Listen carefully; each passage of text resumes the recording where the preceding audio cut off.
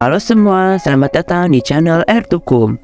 Kali ini aku ingin membahas tentang AI.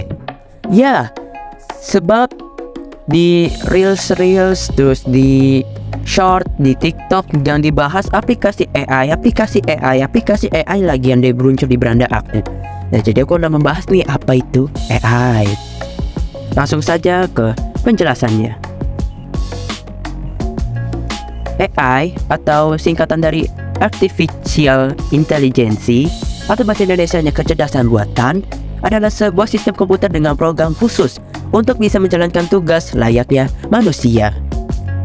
Ini adalah upaya untuk mereplikasikan atau mensimulasikan kecerdasan manusia dalam bentuk mesin. Tujuan AI adalah untuk menyediakan perangkat lunak yang dapat menalar input dan menjelaskan output.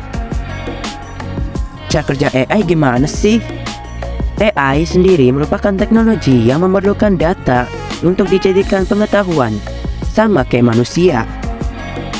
Poin penting dalam proses AI adalah learning, reasoning, dan self-correction atau koreksi diri. AI perlu belajar untuk memperkaya pengetahuannya. Proses belajar AI pun tidak selalu disuruh oleh manusia, melainkan AI akan belajar dengan sendirinya berdasarkan pengalaman AI saat digunakan oleh manusia. Sistem AI bekerja dengan menerima input data berupa ucapan, teks, gambar, dan lain sebagainya. Sistem AI kemudian memproses data tersebut dengan menerapkan berbagai aturan dan algoritma menafsirkan, memprediksi, dan bertindak atas data yang diinput. Setelah diproses, sistem akan memberikan hasil di mana tingkat keberhasilan atau kegagalannya berdasarkan data yang diinput. Hasil dari proses tersebut kemudian dinilai melalui analisis, penemuan, dan umpan balik. Terakhir, sistem AI akan menggunakan penilaiannya untuk menyelesaikan data yang diinput, aturan, dan algoritma, serta hasil yang ingin dicapai. Proses tersebut akan terus berlanjut hingga hasil yang diinginkan dapat tercapai. Subbidang dan teknologi penunjang AI. Ada beberapa subbidang utama yang membentuk konsep ini. Di antaranya ialah machine learning, yaitu membuat model analitik menjadi otomatis. Neural network, untuk mengklasifikasi pola. Caranya dengan memetakan pola dari input dan menjabarkannya jadi suatu pola baru di output. Deep learning, untuk menganalisis data secara terus-menerus menggunakan struktur logika seperti pada manusia saat mengambil keputusan. Cognitive computing, untuk membuat mesin mampu mensimulasikan proses kerja manusia secara natural. Computer vision, untuk menganalisis suatu gambar di hadapannya, mendapatkan informasi dari hal itu, kemudian merumuskannya jadi suatu perintah. Natural language processing, untuk menghubungkan manusia dan mesin dengan bahasa sehari-hari. Hal itu memungkinkan mesin memberi respon sesuai perintah yang manusia ucapkan. Konsep kecerdasan buatan juga terdiri dari banyak teori, metode, maupun teknologi. Berikut ini beberapa teknologi yang berperan dalam mengaktifkan dan mendukung suatu sistem kecerdasan buatan. Graphical Processing Unit atau GPU mendukung sistem kecerdasan buatan dalam menyediakan daya komputasi yang besar. Daya komputasi besar akan menunjang pemrosesan data secara berulang. Internet of Things atau internet untuk segalanya menjadi sumber data. Bisa menghasilkan data dalam jumlah besar melalui setiap perangkat yang terhubung. Advanced Algorithm, mampu menganalisis data lebih banyak dan lebih cepat. Target akhirnya supaya bisa memahami sistem yang kompleks, mengidentifikasi dan memprediksi suatu peristiwa langka, dan lain-lain.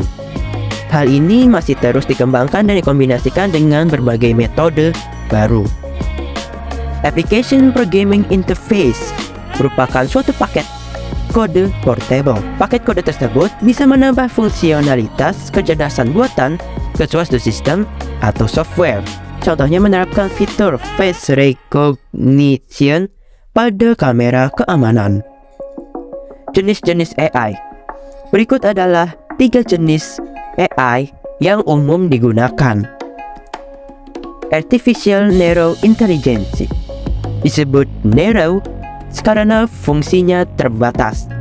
Sebab ANI ini hanya dirancang untuk bisa mengerjakan satu tugas saja. Meski hanya mengerjakan satu tugas, hasil pekerjaan ini sudah bisa dipastikan sangat baik kualitasnya. Artificial General Intelligence. Saat ini AGI masih berupa suatu konsep doang. AI jenis ini digambarkan sebagai suatu sistem yang bisa bekerja dengan level kognitif setara dengan manusia. Sistem ini mencakup pemrosesan bahasa, pemrosesan gambar, hingga fungsi pengambilan keputusan. Dengan teknologi dan inovasi yang ada, saat ini penciptaan AGI rasanya masih sangat jauh. Sebab sistem AGI memerlukan setidaknya ribuan ini yang bekerja beriringan dan saling terintegrasi. Meski begitu, bukan berarti belum ada progres penelitian yang mengarah ke sana. Yang ketiga yaitu Artificial Super Intelligence. ASI dapat mengambil keputusan berpikir rasional hingga menciptakan temuan. Sama kayak AGI, saat ini ASI pun masih berupa konsep dasar. Namun saat nanti manusia pada akhirnya bisa menciptakan AGI, penciptaan ACI tidak lagi menjadi masalah besar. Sebab pada AGI berhasil diciptakan, ilmuwan memprediksi bahwa teknologi akan berkembang amat besar. Hal yang dapat dilakukan oleh AI. Secara garis besar, sebuah kecerdasan buatan dapat melakukan salah satu dari keempat faktor berikut. Acting humanly. Sistem yang dapat bertindak kayak manusia. Thinking humanly. Sistem yang bisa berpikir kayak manusia. Thinking rationally, sistem yang mampu berpikir secara rasional.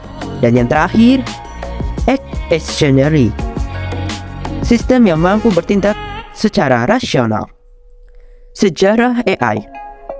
Istilah kecerdasan buatan diciptakan pada tahun 1956. Tetapi AI telah menjadi yang populer saat ini berkat peningkatan volume data, algoritma canggih, dan peningkatan daya serta penyimpanan komputasi. Riset AI awal pada tahun 1950-an mengeksplorasi topik-topik seperti penyelesaian masalah dan metode simbolik. Pada tahun 1960-an, Departemen Pertahanan Amerika Serikat menaruh minat terhadap jenis pekerjaan ini dan mulai melatih komputer-komputer untuk menirukan peneraran manusia yang mendasar.